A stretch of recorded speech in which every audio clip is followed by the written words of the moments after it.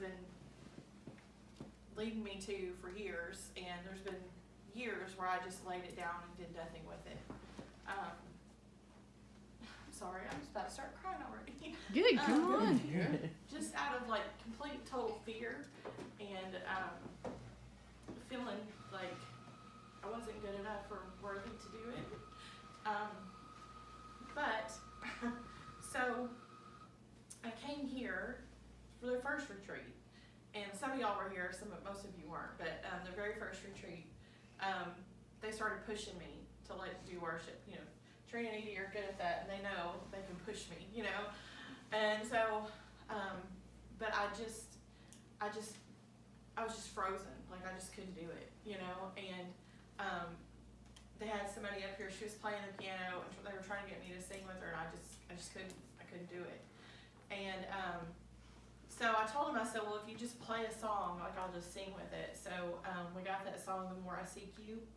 And as soon as that song started playing, like the presence of God just like fell. Mm-hmm. And I like just fell on the floor, like on my face. And I don't know, like I went down like feeling like a broken, defeated mess, and I came up free. Mm-hmm. You know, and since then, I've really I don't really know my place, you know, where I belong in the worship realm, really. Like, that's something that I'm really, seeking the Lord on. But I do know, He's been having me use worship as warfare for quite some time. Like, 'cause my husband and I have gone through, we've been through a lot of financial mess before, and then, the Lord brought us out of it, and then it was, it was almost a year ago maybe now, but it was like this brick wall just popped up out of nowhere, and I was just like, what in the world? It was crazy. So I was like, Lord, I thought we were through this mess, you know. And anyway, so there were several months where I was just you know how you do, you whine, you complain, and you're like, why are you making me go through this again? I was just so mad and upset and all that. Anyway, but the Lord just kind of started bringing some scriptures. My friend April, actually, she had asked if any of us wanted to start reading a psalm and a proverb a day. And I was like, yeah, I do. I want to do that. Because I wasn't very good about staying in the Word, you know, which the Devo group has really helped me in that too. But anyway, so I started doing that. And as I was reading it, I started seeing these different scriptures on how worship is warfare, you know, and how we can use those scriptures or use the Psalms or use the Word or just worship the Lord, and it brings defeat to the enemy because he can't stand it, you know. And it doesn't have to be that song Raise a Hallelujah, you know, that's a song that is just trampling all over the enemy whenever, you know, we're in that worship with the Lord. But it can even be those sweet times with the Lord when we're just in adoration of Him, you know, heaven comes and starts breaking down those barriers and those walls that the enemy has built up, not only in your own life, but, you know, the people around you. It just creates an atmosphere. And so I was at my table one day, and I just started hearing this music, this song. And I had this keyboard. I don't play the keyboard, but I had this keyboard that I was just going to get rid of, which I actually did get rid of. Now I'm kind of thinking I probably shouldn't have, but anyway. But I started hearing this music, in my head. I started hearing these words. And so I started, plunking at the keyboard until I heard the note that I was hearing. And I just started, worshiping and just singing out, you know. And the song was, I don't care what it looks like. You know, I don't care what it looks like. I'm going to praise your name. And I just kept singing that over and over and over. And, I felt the presence of the Lord, drop down in my kitchen as I sat there and just worshiped Him. Because, you know, I can't physically change the circumstances. He's the only one that can do that for me, you know. And so I just sat there and I just sang and I just worshiped. And the Lord, met me right where I was. And so, I'm trying to think, y'all. I'm sorry, I'm getting nervous and getting all. But also, so like during that time, like I had started the devotional group, and the first thing was on fear. And that was something that it was so strong on me. Like I dealt with that since I was a little bitty kid, like for years. So my whole life I dealt with fear. And that first week, like the first day, it was like I was bombarded with overwhelming fear, and I wasn't realizing where it was coming from at first, you know.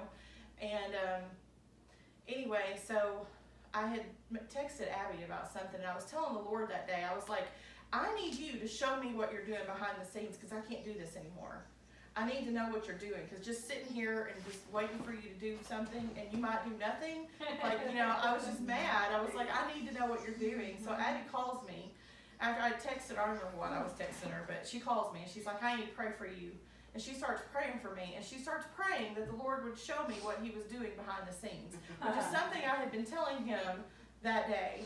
And anyway, so like I had this encounter that week with the Lord, and he just brought me through so much, and I just kept worshiping, you know, because that's all I need to do. You know, I would sit at my kitchen table and I would listen to worship music, and I would just worship the Lord. And anyway, it's just been like a whole journey and a process, but the Lord, I'm sorry, y'all, I keep stumbling over my words, but so anyway, like 2 weeks ago, I guess, 3 weeks ago, I don't know, something like that. Anyway, the heat went out in my house, and I was like, telling my husband, some of y'all know this story, but anyway, I was telling my husband, I was like, you know what? I was like, we need to pray. And he's like, why do we need to pray? I'm like, well, why not? Like, why would we not pray, you know? So anyway, I started telling him, I was like, this is nothing but an attack of the enemy, because we were starting a life group on prophetic evangelism the next day. And I was like, this is just an attack of the enemy. And then like this anger like rose up inside of me. And I was like, you know what? I'm going out and I'm praying for every stinking person I can get a hold of. And so I called Brenda. I took her to Walmart with me. She gets to go with me whenever I can. Anyway, and I prayed for people, and the Lord moved. And you know, this guy that like I prayed for, the wife, she was wanting me to pray for him because he was going to have a colonoscopy done. They were saying he had cancer, or they believe he had cancer, and all these things. Anyway, I was like, you know what? I'm going to pray that he's not going to have cancer, and that colonoscopy is going to come back clear, and there's not going to be anything wrong with him. So I saw her like a week later in Walmart, and I was like, hey, how's your husband? She was like, oh, well, he had a colonoscopy. And she's like, oh, wait, you're the girl that prayed for him. I was like, yeah. She goes, well, everything came back completely clear. He doesn't have cancer, and there's nothing wrong with him. And so I was like, you know, that's awesome. Yeah, and so like I felt a shift in the spirit though that night, you know, like, and I was worshiping on the way to go pick up Brenda, and I was just like, I had just had enough, you know, I just had enough. Like the enemy had just, he overstepped his boundary, you know, like that was it. That was the straw that broke the camel's back. And I was like, you're done. I'm done. You're done. This is not going to happen anymore. And so as I was worshiping on the way over there, like Edie had sent me you sent me a picture. It was do you have it up here? It was a picture of like a sunset. You remember that? Yeah, some back there. No, it's in a secret place. Oh. She sent me a picture of the sunset. I know which one it is. And she said the enemy is waking up to a violent awakening of because you realize who you are.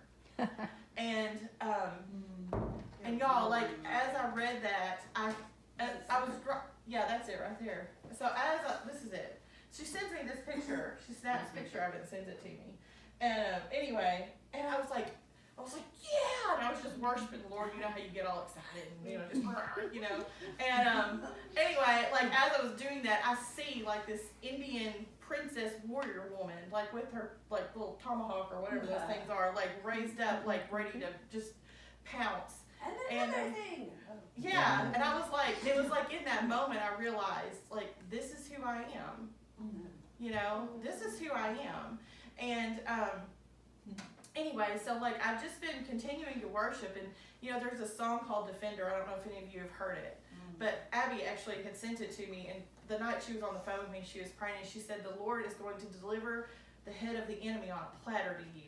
And there is this song, Defender, and it talks about the Lord delivering the head of the enemy on a platter to you. And the song is talking about all I did was worship and all I did was praise you. And honestly, y'all, like if that's all you know how to do, if that's all you can do, just do it. Because that is going to break the back of the enemy. He cannot stand when you worship the Lord. That's why There the is joy such of the Lord power. is your strength. Yes. Because he can't hang out. That's right. He cannot stand it when you worship the Lord. He turns and runs because he can't stand it. So you gotta just keep worshiping. You gotta, no matter what it looks like. I'm telling you, no matter what it looks like, the Lord is going to come through if you keep hanging on to him and you keep worshiping and you keep fighting. And if all you can do is just sit there with your arms open and just rest in him, he is going to move. He is going to move. And it may not be exactly in that very moment, but I'm telling you, he's working. Because I started seeing things happening that I was like, oh my gosh, he was already working that out before it even happened. Like, I started seeing how he was working behind the scenes. And I was like, he had already set that up. Like, you know?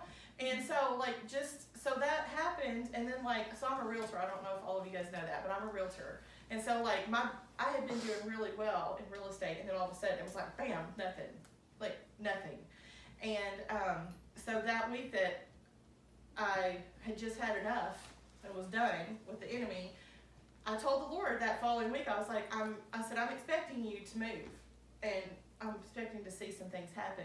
Y'all, within that week, I had 2 houses go under contract that just popped up out of nowhere. I had 2 listings, and one of them is a really large listing, and it's probably about to sell, like, already, and I just listed it on Thursday. And that house was something that the Lord, I used to be a teacher at a Christian school, and when I was on maternity leave with my youngest, this lady was my substitute teacher, and I taught her daughter. And, you know, I've kind of kept in contact with her, but, you know, I don't talk to her much. But anyway, I was at the Todd White Power Love Conference, and she came up to me, and she said, are you still doing real estate? And I said, yeah. She said, well, we're going to list our house, and I want to talk to you. And I was like, okay. So anyway, it was just like the Lord was even working back then because he saw my future. He saw where he was going to put me. He saw he was going to put me in real estate, and he knew I needed that connection, you know, because he wanted to bless me with that. So, like, you never know who you're meeting, what you're doing, where you're going. Is the Lord working for your future, you know, and he wants to bless you. And do you care if I share about the love thing? Okay. Okay. So, and I really struggled with, like, believing that the Lord really loved me. Like, I knew he loved me, like, in my head, but I didn't know he loved me in my heart. You know, like, it was hard for me because I saw what a mess I was on the inside. I knew the thoughts that I had that nobody else knew that I had. And I was just like, how can you really, really love me that much? Because I know what a hot mess I am, you know? And so I was in church on Sunday, and our youth pastor was speaking, and he was talking about the love of God. And I just started getting teary-eyed just because every time somebody talks about that, it's something that I've been praying and asking the Lord, I just want to know. Like, I want to feel that love, or I want to see that love, or, you know, I want to experience that kind of love from you because I don't know it, you know, not really, you know. And so as I was sitting there, in church, like, all of a sudden I had this little vision, and I saw this man holding these little things of clay, and he was molding these little people. And he would mold one, and he'd put it down. He'd mold another one, and he'd put it down. It was like a little repetitive. It wasn't a real long little vision. It was just a quick, you know, glimpse of it. But that's what I saw. And I was sitting there, and I was like, wow. Like, I was like, if the Lord, like, I was just thinking about how, like, when we create things, you know, we're proud of those things. You know, we're proud of those things. We love whatever it is we've created, you know, because that's our own creation. That's something unique that we've done that we want to share, you know. And so anyway, I was just kind of thinking about that, and I was like, Lord, that's so cool, you know. And then on Tuesday, I was going out to my dad's, and I was just really thinking about that little vision I had. And as I was driving down the road, my boys were actually quiet back, which was a miracle. They were back there, you know, they might have been chatting a little bit, but they were pretty quiet. Anyway, I was just listening to worship music, and I was thinking about that, and I started seeing the rest of this vision And I saw him take these little people, and I would see him take these qualities, and like I would see him push them into each person. And then I'd see him, there was this world he had created, and I'd see him place them. And I watched him as he like looked over, and he was watching these people that he's created, and this world that he's created for these people. And like with such adoration and such love, you know, and I was just thinking, like, you know, and it was like it clicked with me how much I love my children, you know, and how much, like, even when they're not doing what they're supposed to be doing, I still love them. It doesn't change how much I love them. It doesn't, you know, and when they do the things that I know they're created to do, and I see them start walking and doing these things, like how proud I am of them, you know. And I was thinking about the Lord, and I was just like, Lord, like you really created, like, you know, in that scripture, I'm the potter and you are the clay, you know, popped in my head, and I was like, you really are. That's who you really are. You really are the creator, and you made all this for us. And he said, yeah, I want you to enjoy it. That's why I made it. And like, it was like it clicked with me how much he really loves us, y'all. Like, it's just, he just watches us in adoration, and those things, like each and every person, I don't care what they're doing in their life. I don't care if they're like that dude that we watched last night where she was talking about the murdering guy. He has greatness inside of us, because when he molds us, I watched him put it in each little person. And he's watching and hovering over us to watch for that greatness to be pulled out of us so we can step into it. You know, and so just know that he loves you. Know that greatness is inside of you, whether you feel it or not, whether you think you have greatness or not, you do. Because he put it there for a purpose and a reason, because he's got something for you. And anyway, that's it. Amazing.